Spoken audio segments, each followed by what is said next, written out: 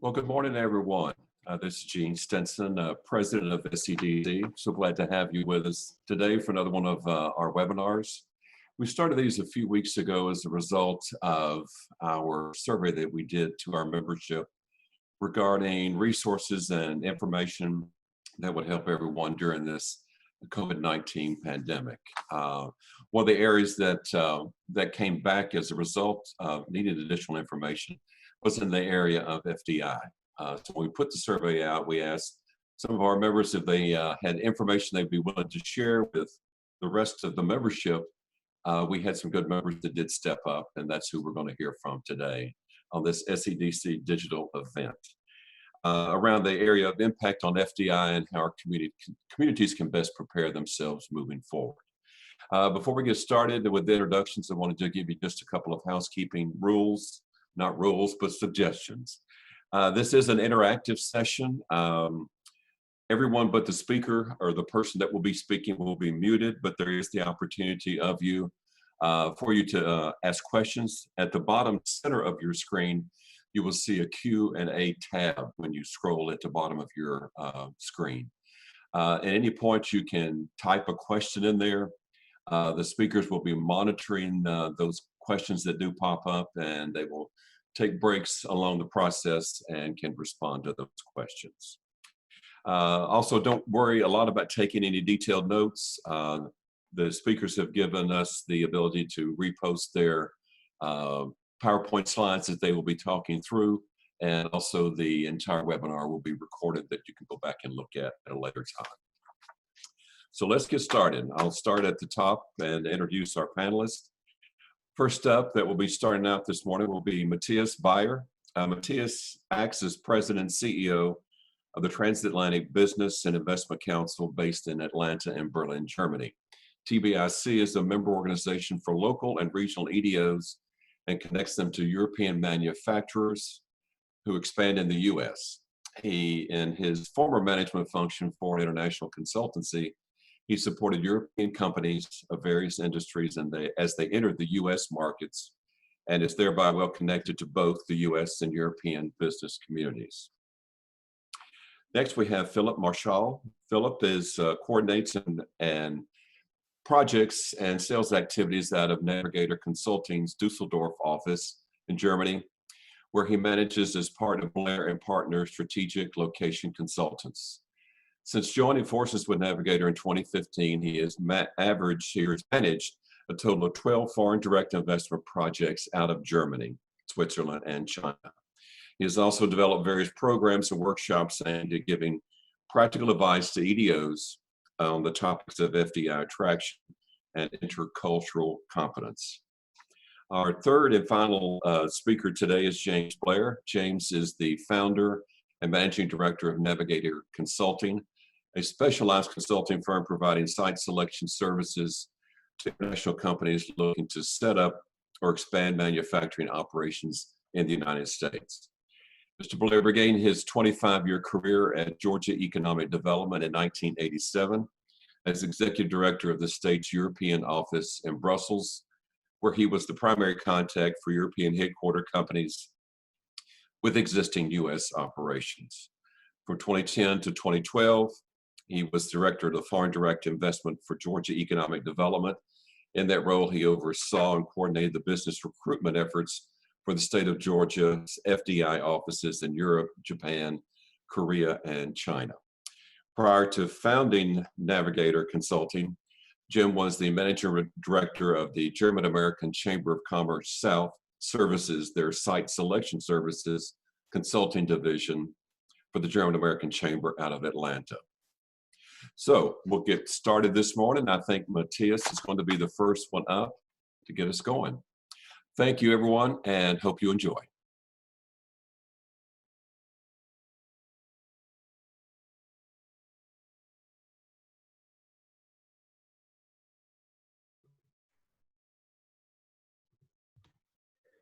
Okay, thank you very much, Gene. Thank you for this great opportunity with SCDC and your members to join you all this morning. I'm very glad we have the chance to talk to each other. We have about 1 hour today. I'm just about to share my screen so that you can also see the presentation. I think that you can see this presentation now. So Matthew, Jim, Philip, or Jean, please just let me know if you don't see the first slide of our presentation today. Otherwise, I'm very glad about this opportunity. Can you see it? Yes, we're good to go. Okay, perfect. Thank you so much.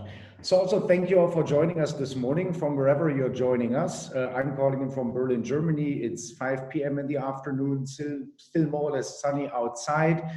Same goes for Philip, who's joining us from Aachen, a German city close to the Dutch, Belgian, and French border. So actually the same time zone. And of course, Jim joining us from Atlanta, Georgia today. So we will spend the next hour together. With the agenda that we have for you guys today, we wanted to give you just a very, very brief introduction to Navigator Consulting and TBIC. Then, of course, we want to focus on the COVID-19 situation here in Europe from a political view, from the health standpoint, but of course also the economic impact. We want to share our experience that we have so far with companies and ongoing projects from Europe, how they develop during this crisis. And of course, we also want to give you some recommendations and ideas that we have in mind on how you can keep on doing keep on with your recruitment activities and what you can do in the time in which traveling and also events are a bit more challenging than they usually are. As you can see, by the end of our agenda, we also have time for a Q&A, but it's our idea that we have the Q&A all the time. I mean, we will have a look at any questions that are popping up. And so please feel free to ask your questions, ideas at any time. And we would be glad to have a chance then here to discuss your questions. And we would be glad about your active involvement. So that being said, I would like to pass the word to Jim and Philip to give you the opportunity to briefly introduce yourself and Navigator Consulting. Thank you, Matthias. I want to keep this very brief for our introduction. We are a boutique site selection company that works primarily with international companies, and this slide gives you an overview of our project track record in 5 years, 18 projects, and $1.7 billion in capital investment announced, 3,400 jobs. And on the right-hand side of the slide, you see all kinds of projects we're working, from smaller projects to larger, from aerospace to automotive projects, technical textiles, and in the SEDC region. I think that Philip and I have brought projects to every one of the states that is a part of that territory. So hopefully there are many of you on this call who we've met in our travels before. Matthias? Okay, so thank you for this quick introduction. That I will also keep it short, also because I think Jean made a great introduction already. TBIC is a member organization for American EDOs. We connect our members with companies, mainly medium-sized manufacturing companies from Europe. So thereby we provide as a platform. If you have a look at US representation in Europe, and that's what you see on the right-hand side of the slide, and you see the federal level, which is Select USA, basically the US commercial service representing the US abroad. You have the Council of American States in Europe, with states like Virginia, like Georgia, who have a very strong representation here in Europe and their own office. And of course, the third leg is TBIC, the representation of counties, cities, and regional alliances. We often partnering up with SEDC. We are an alliance partner of SEDC. We even had joint booths in the past at the Hanover show, for instance. Other shows where we are Farnborough Air Show, for instance, or we are at the Select USA Investment Summit. We have recruitment trips in Europe with our members where we meet companies. So as you can imagine, these times without travels are quite challenging for us as well. So we are currently looking for more virtual opportunities or other ways how we can share RFIs and contacts with our members to provide a benefit for everyone who is working with us. So what I would like to start with is a brief or broad overview about how the COVID-19 situation in Europe looks like. And when we were preparing for this presentation of this webinar today, I was really wondering on how to keep it simple in some way and not overwhelming you with numbers who are sometimes not even that easy to put in context, and which you can also find somewhere else. So I decided that we just keep it to some of the, from my point of view, most important facts that we can see at this time, because obviously there are distortions when it comes to data in every country in the world. Testing works a little bit differently. Even fatalities might be reported in a different way. But I think the fatalities is something that we can compare in some way, and just to make it easier to put these numbers, since all of these European countries are so much smaller than the United States, to make it a little bit easier to put these numbers in context, I've always added also the population of the country. As you can see on this slide, the first row, you see the reported fatalities. Italy, which has been hit very hard by this crisis over the last weeks, is not the country which is suffering most anymore. It's unfortunately the United Kingdom now.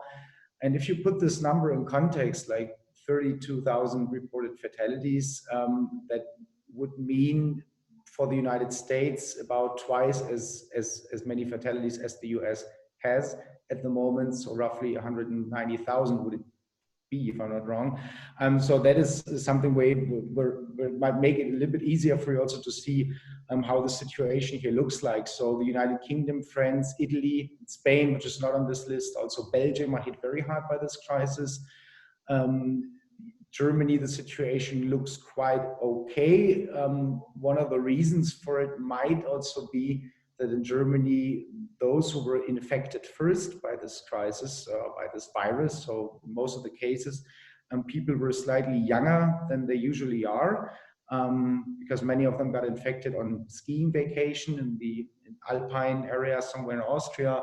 So that might lead to the situation that we have less fatalities so far. We also have less or more intensive care beds in Germany. That might be a reason as well. But in general, we also do not 100% know why these numbers are varying so much in Europe. The reason why we picked Sweden here is because Sweden had a very different approach than most other countries. In Sweden, the kindergartens, the schools, restaurants, and even bars stayed open. So it's very interesting to see how the situation develops here in Sweden. So far, the country is doing, if you do the math, is doing as good as the United States, I would say, in terms of fatalities so far. And that also goes for the mortality rate. The mortality rate is higher in the UK, France, Italy, and Sweden than it is in the United States. In Germany, it is lower.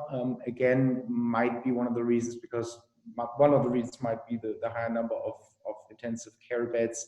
But I think it will take us all a few more weeks and months to rediscover what the reasons are.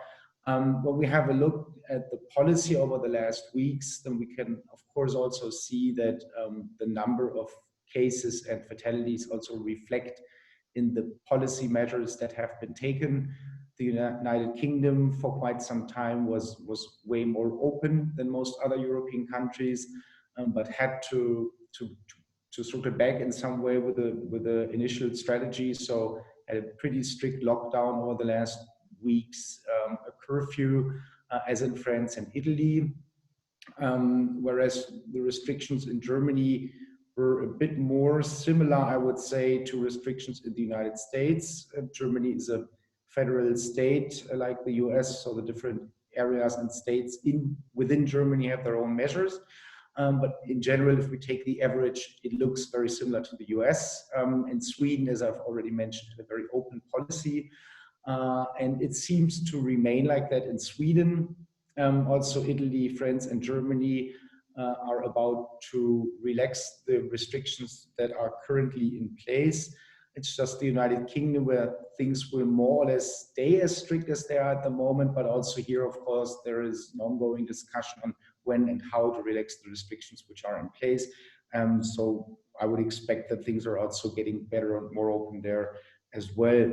What might be interesting for you too, if you're wondering about the European Union at this point, this crisis was mainly managed by the national states of Europe, but the European Union will become more important when it comes to the to strategy and support mechanisms to help the economies of Europe to recover from this crisis. I know that we could also have a look at many more European countries here, that there is much more data that we could compare, but I think that this can give you a first overview on the situation in Europe. And if you have any questions regarding this slide, or if you would like to get more information on some other countries or specific industries, please feel free to use the Q&A on that. And that being said, I would like to flip to the next slide, where Philip and Jim can also give you a more economic focused or business focused overview on the current situation in Europe.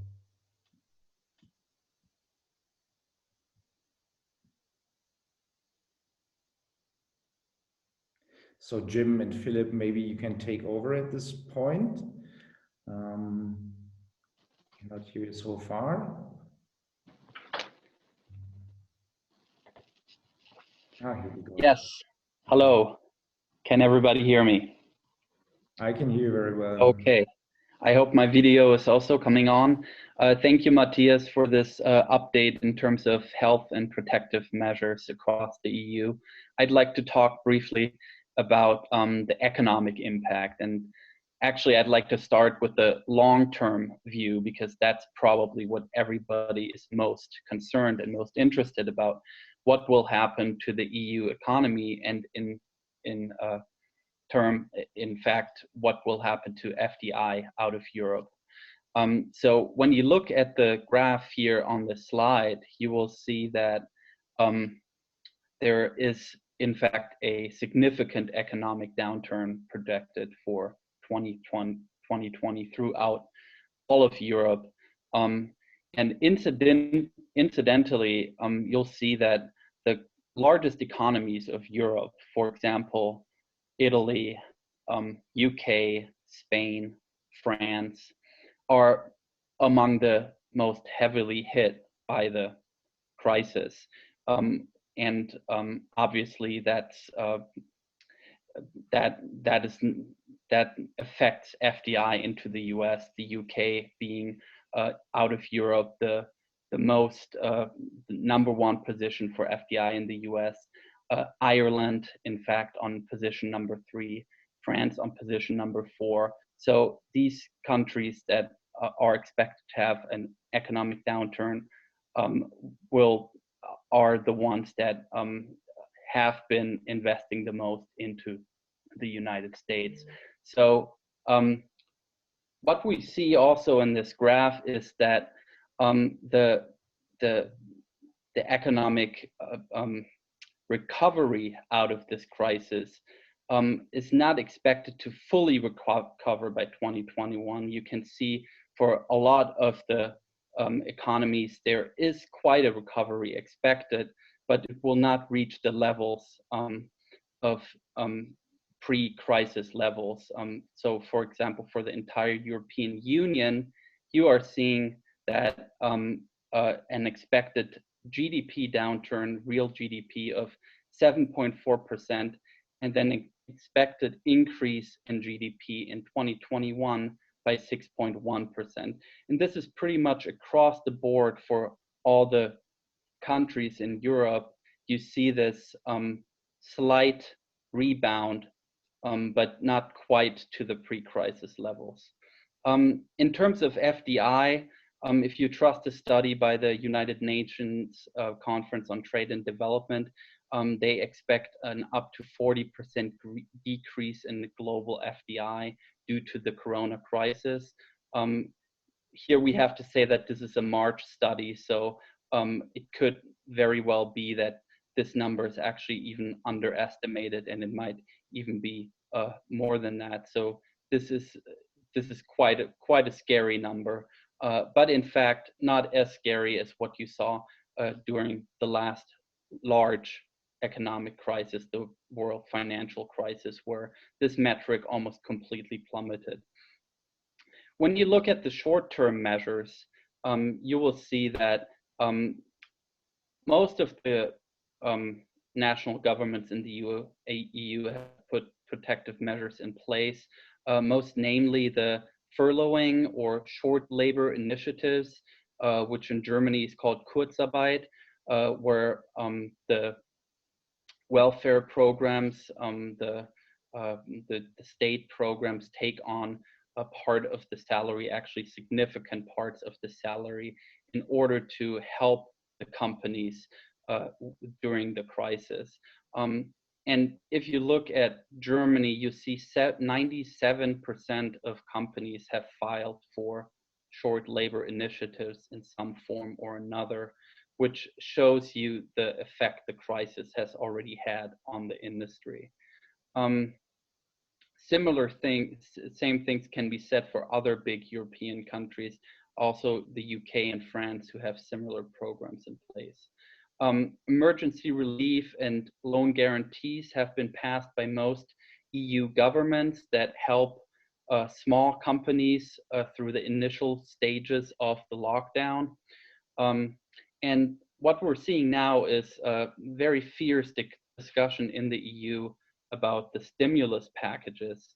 A package of up to 1 trillion EU euros is being considered, and is pretty much heavily pushed by the Southern European nations, including France, who have suffered the most during the crisis. There is currently, and you see that with other monetary instruments and political measures by the European Union, a divide between Southern and Northern Europe yet again in terms how this stimulus package should be passed, if it should consist merely out of loans or also subsidies. So this is an ongoing discussion that is currently being driven on the European level. So the question, is there light at the horizon? So far, my conclusions have been pretty dire, but you can see a couple of points that give us hope. One thing is the case of China, where we've been seeing a steady decrease of the lockdown, factories and industrial production rising again, and also consumer confidence returned. You can see that in a very good way by the car sales, which have in April reached the levels of 2019 again. Obviously, that is making big news in Germany, as that industry is very much heavily reliant on this kind of metric. Stock markets are recovering slowly after the initial shock, which is somewhat of an indicator. If you trust some of the studies by, for example, the European Center for Economic Research, they conduct a monthly poll of analysts, stock market analysts, what their expectations will be over the next 6 months. That economic or business indicator or index barometer has been climbing very heavily, much more than expected. So these analysts are looking also brighter into the future. And then last but not least, the crisis adaptation and the new normal everyone is talking about. We're already seeing it with new plans with airlines, with new hygiene measures in entertainment industries. So this will slowly come back, not fully, but slowly, and with new hygiene measures, with new protective gear. This will definitely help flatten the economic downturn and lead us into that new normal that everyone is talking about. So with that, I would like to give it back to, in fact, I think Jim will give it back to Jim to talk about the next topic.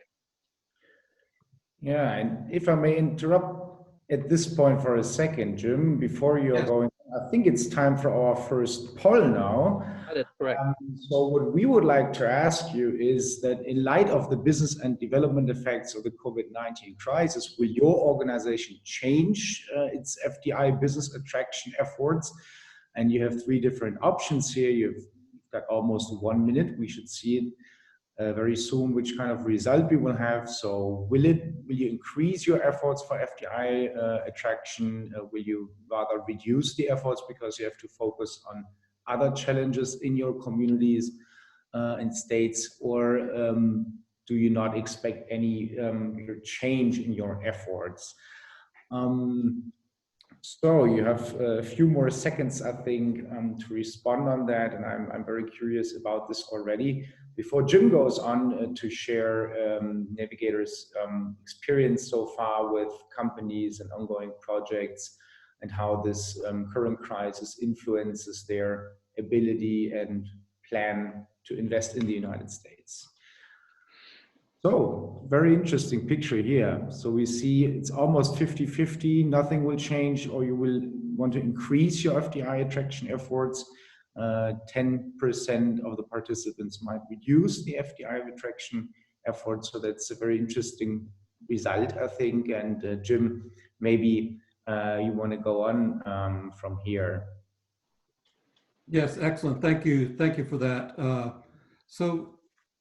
If you think about the last slide that Philip was talking about, with some grim news about the COVID-19 and the steps, though, that the EU is taking and the various national governments, I would say another bright spot, if you compare the reaction there to the United States, you'll see a reaction that's very much in line with the concept of the social network, the social net that many of the countries there have in place.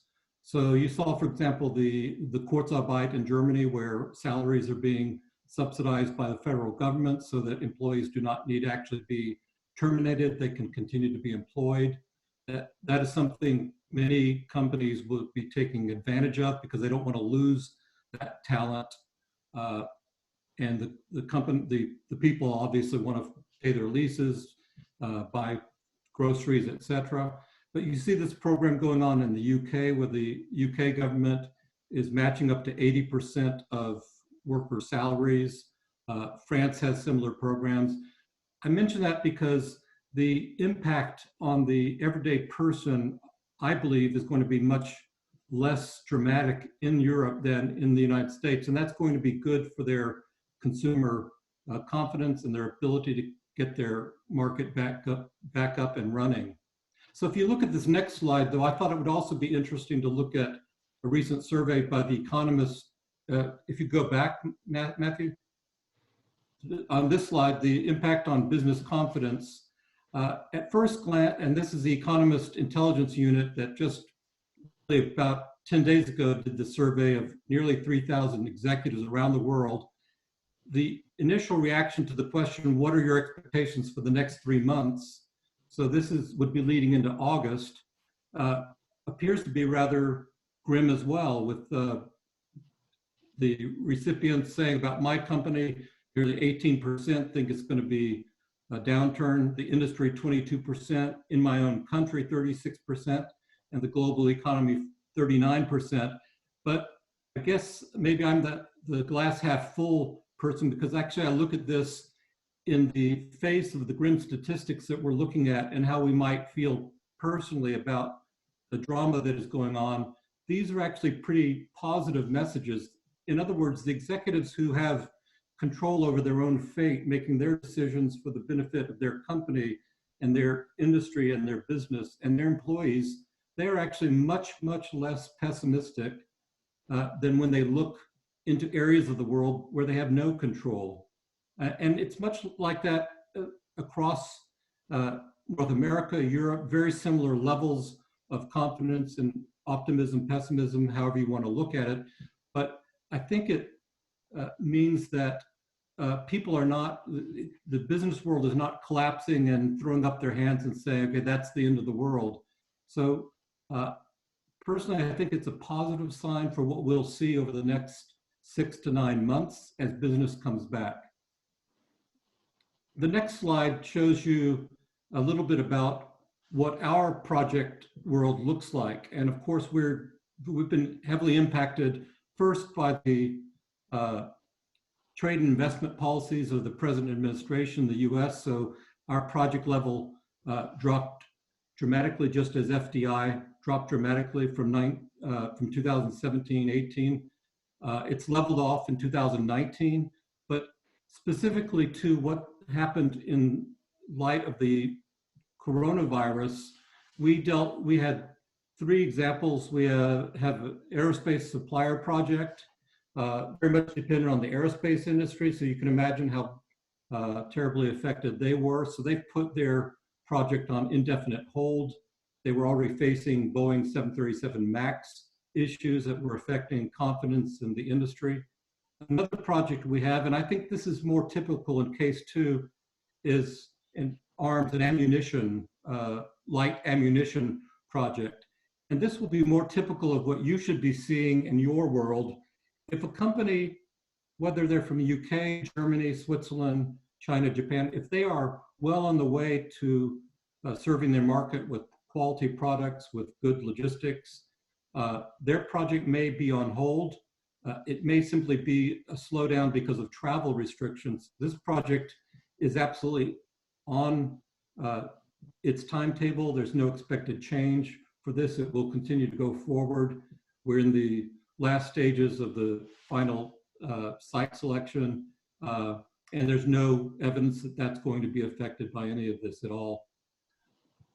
And then we thought this last case, case 3, would be interesting. It's a nonwoven textiles company that we work with that located in Georgia in 2015. They make the kind of material, if you see on the picture to the bottom there on the left, a technical textile that's sold typically to companies like Johnson & Johnson and other consumer companies to be made into hand wipes, sanitary hand wipes.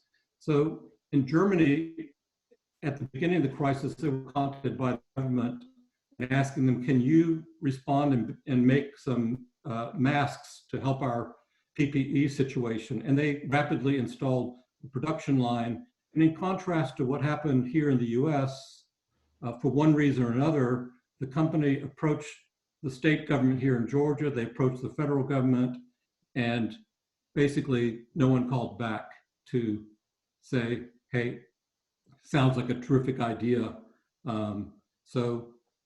They're planning, they cannot go forward with their planning if they don't have confidence in being able to have a product available. So I think the overall observation that we have is if you're working with companies, existing foreign direct investors in your community or projects, keep up your outreach. I don't think these are lost causes. There may be delays for one reason or another, but I may sound a little bit more optimistic than my colleague in Germany was sounding, but I think personal contact and the confidence that you are there to help them. Remember that poll that I talked about from the Economist.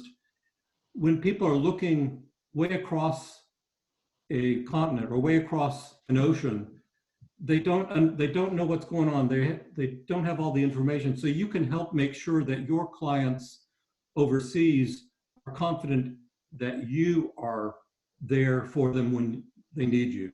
So again, outreach. And with that, I'm going to turn it back over to Matthias. Yeah, thank you very much, Jim. And that was already a very interesting point, I think, that I will also elaborate on later on another slide. But here also the observations and experience that we have with clients, with companies, with prospects so far, pretty similar to yours. We see that couple of projects are on hold, but they are not canceled. Sometimes they are also on hold because they are in a specific project phase at this point where the company would like to make some site visits, but is probably not able to do the site visits right now. Here, I think it's also important or interesting to mention that there are great opportunities out there nowadays also to have virtual site visits. I mean, that can definitely be a good way to deal with the situation. In the end, most of the companies we spoke to still want to see the site or the building in person when they are there, or physically when they are there. So that's why some of the projects are on hold, but they're not canceled, most of them. And some of the projects are just going on as before. And that is also important, I think, to see, because we have a special structure of companies that we usually deal with coming from Europe to the US. They are often family-owned, small and medium enterprises. They have survived a couple of crises within the last 100 years, depending on how old they are. So we also expect most of them, or the strong ones, also to survive this crisis and to still be able to invest in the United States, because their global strategy remains unchanged. It might be adjusted. They might push a project 1 year back or something, but we do not really expect that these companies are not looking at the US anymore, especially if the US market should recover, economy should recover faster than some of the European economies. The US might become even more important for some of the European companies, so it might even push them to move forward with their US projects. When we talk about promising industries for FDI, obviously the food processing industry in Europe, which has been important for FDI in the US over the last years when it came to manufacturing, might even get stronger out of this crisis than it has been before. Also specific products like frozen products, for instance. When we have a look at the pharmaceutical industries, healthcare, medical device, I think it is important to really focus on those companies who have a product which is where we see a high demand right now. It's a little bit too easy, unfortunately, just to say the pharma industry is benefiting from this crisis, because as you know, a lot of operations have not taken place maybe in hospitals over the last weeks and months. So it's not that every pharmaceutical company is benefiting from this crisis. And that's also what I've learned from industry associations in Europe. When I had a look at their reports, it's not that the whole pharma industry or the whole IT industry, to speak about the next one, is benefiting from this crisis, but specific niches, of course, will. And of course, especially when we look at the aerospace and aviation industry, of course, this industry suffers a lot from this crisis. And that's also what we recognized while we were reaching out to exhibitors of the Farnborough Air Show in London, which is unfortunately canceled this year. But many of these companies are also linked to the defense industry or have a defense arm. And these are usually long-term contracts. At the same time, the world's not getting safer after this crisis. So as long as companies are also involved in this industry, I think there is a great potential for the future. But still, I would also like to point out, don't bet against the traditional manufacturers. We do expect the projects that we had over the last years, like the automotive supplier, medium-sized coming to the US, we're expecting these projects to go on again. But obviously, at the moment, companies are challenged by this crisis as well. So this brings us to the last part of our presentation today. I have not seen any question popping up so far. So if there's anything you'd like to ask, please feel free to ask us. And we are ready now for our second poll today. And that is, of course, also interesting for an organization like TBIC, as we are organizing a lot of events here in Europe for American EDOs to get in direct contact with companies. So the question is, are you and your colleagues planning any missions to Europe for the remainder of 2020? So you have a couple of options here to answer. If you would say you definitely plan on traveling, if you would say that you plan if there is a chance to travel in the second half, if you're not sure, if you would say definitely not, or if you wouldn't have traveled anyways. But that's just interesting also for us to know what we can probably expect when we're setting up new events here in Europe. I think you got about 10-15 more seconds to answer this question.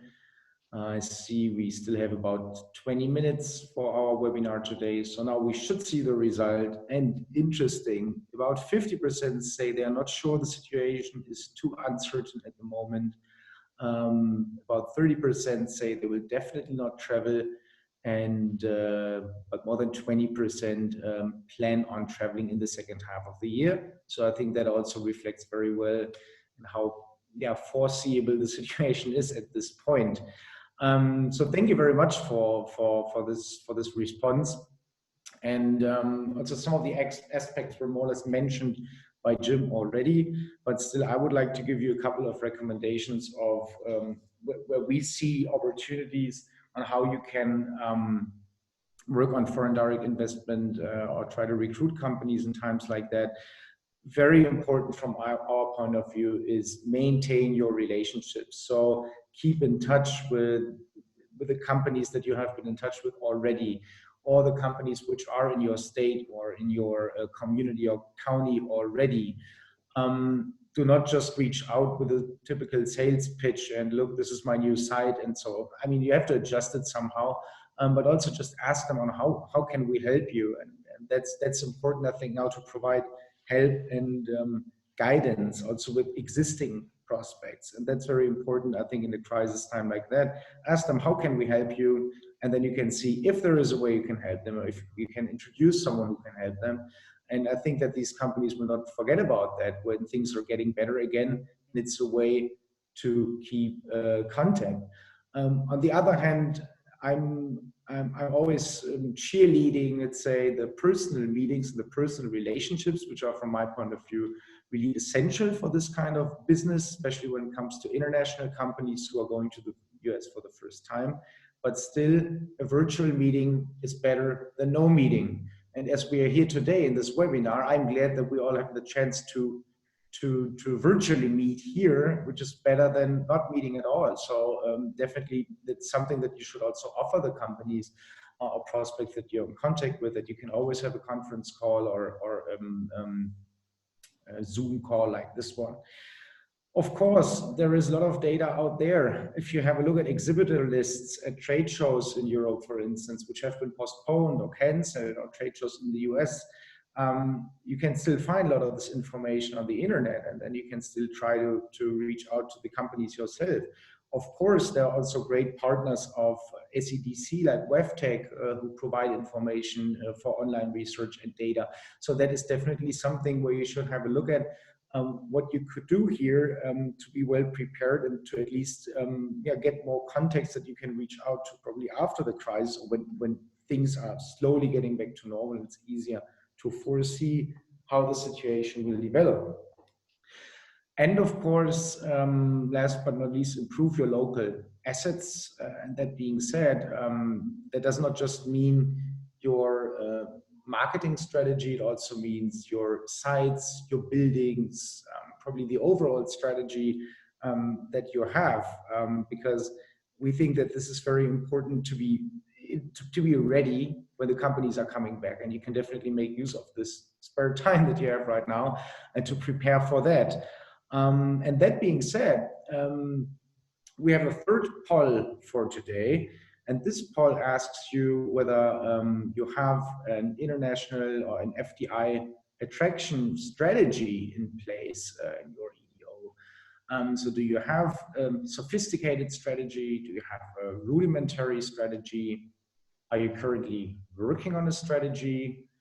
Do you not have a strategy in place yet? Or are you not planning or intending to develop a strategy? Because that is also something Jim and Philip will talk about. So Jim, Philip, you got about 13 more minutes, I think, for this presentation now. At the same time, I will have a close look at the Q&A if there are other questions coming up. So, thank you, Matthias.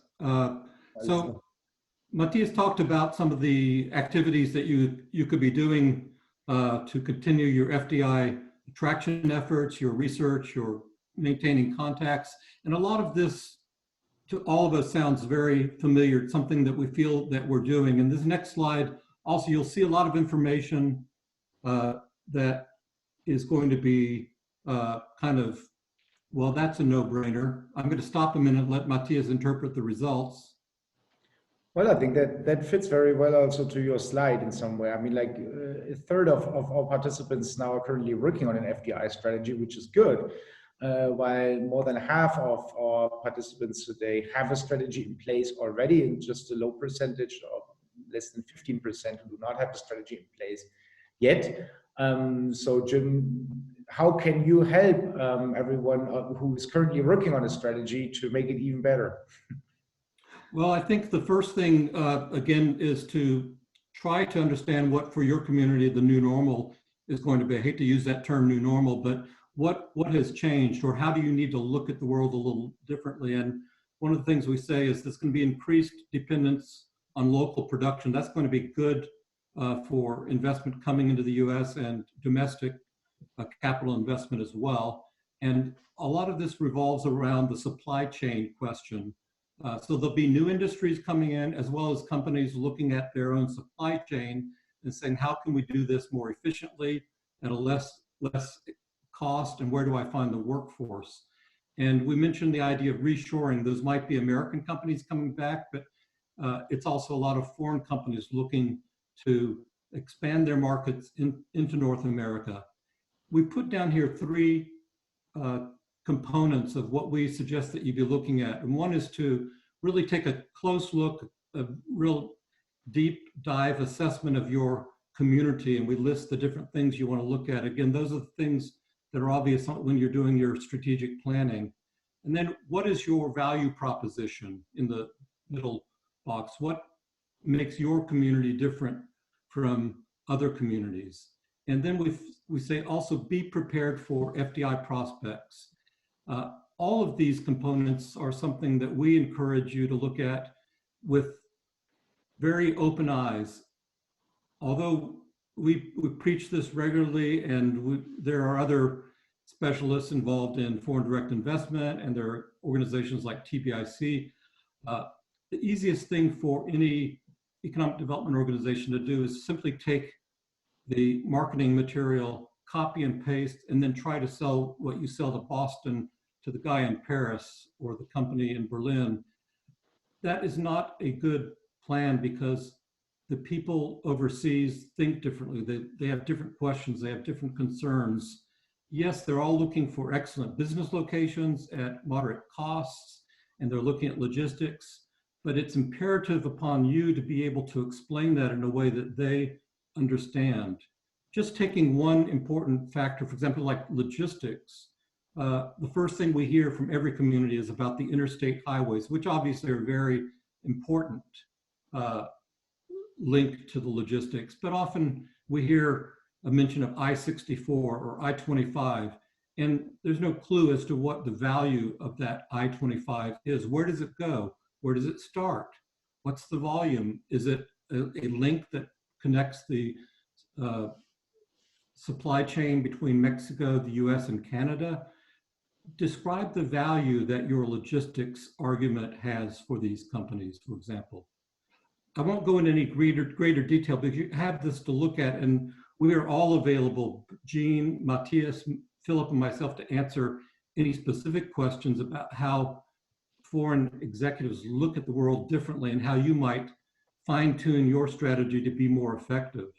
But that's really the message we want to send, is take this opportunity while you're often trapped in your office to fine-tune your strategy, especially for the foreign direct investment target. And I'll turn it over to Philip. Yes, thank you, Jim. I hope I'm unmuted. Yes, okay. I wanted to talk briefly about a tool, a strategic tool that Navigator Consulting and TBIC have developed together, which is the FDI Qualified Community Certification. And it touches on really all of the different aspects that Jim has just mentioned in building a coherent and successful FDI. And for that matter, really an investment attraction strategy, because also when we think about a lot of the reshoring dynamics that are going on, and I think one thing that the crisis has painfully shown is the fragility and the dependencies of global supply chains for very basic consumer products. So that might be a trend that comes into this new normal, and communities that have done their homework will be definitely well prepared and more successful in attracting this investment, be it reshoring of US companies or be it foreign direct investment. So a brief overview of this program. Typically, when you do a certification, it's a certification for a site, or it's a certification for an organization like an EDO organization, what we've done is we've come up with a holistic concept that takes the whole region into account and looks at all of its assets and how they relate and how they're beneficial to an international company establishing a presence in that community. So that might be the strategic location or higher education and workforce in that area.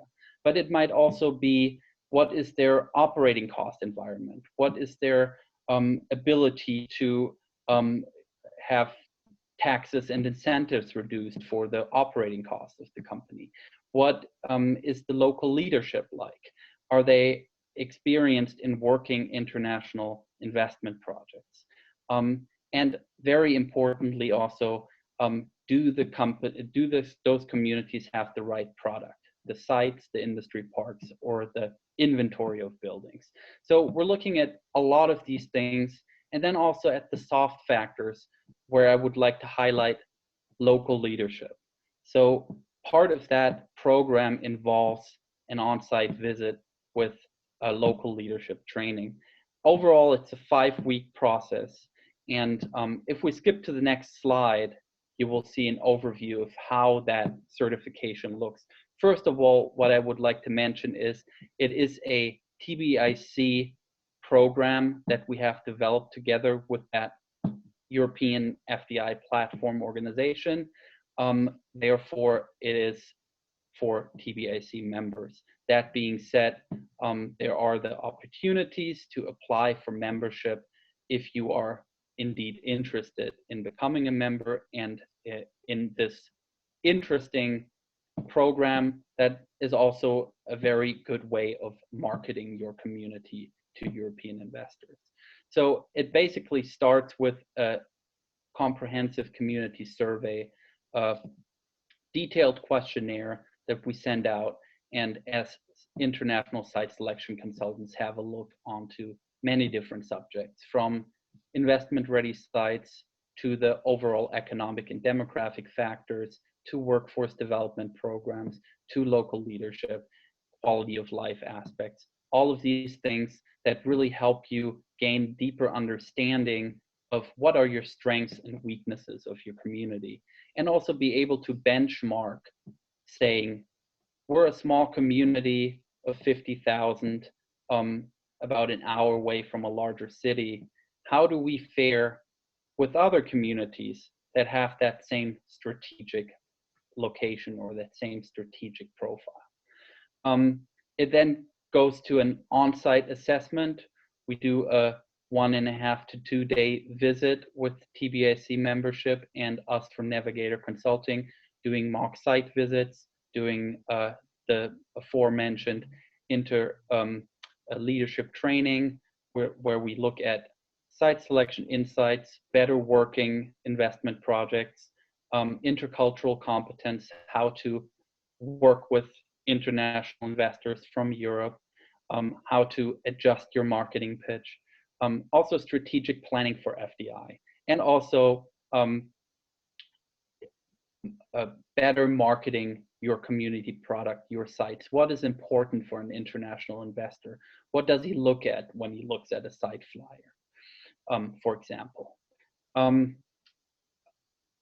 Final step, obviously, is reporting and the certificate, where in the past, so this program has been going on for 1.5 years now. In the past, we have given out certificates at annual conferences, which are also a great marketing effect, where a larger FDI interested community out of EDOs, out of companies, international companies, and other stakeholders can see that this community is an FDI certified community.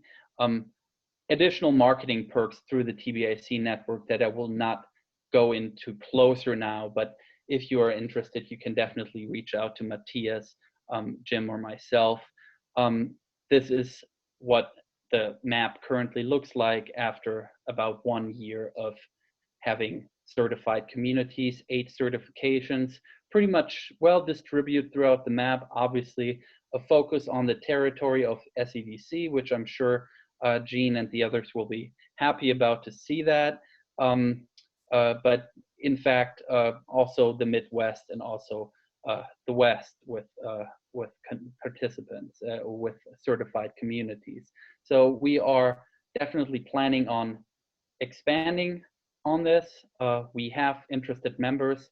One certification planned for May had to be postponed, but that will be picked up hopefully in the second half of this year. So this is basically an overview of this basically a marketing tool on one hand, and also a strategic planning tool on the other, really getting to know your community better, seeing it through the eyes of FDI experts, getting a report on what are strengths, what are weaknesses, and overall assembling your local leadership and getting better at investing, at attracting international investment. And with that, I think we are through. I'm looking at the Q&A. There was one which I believe, has it already been answered? It looks as if.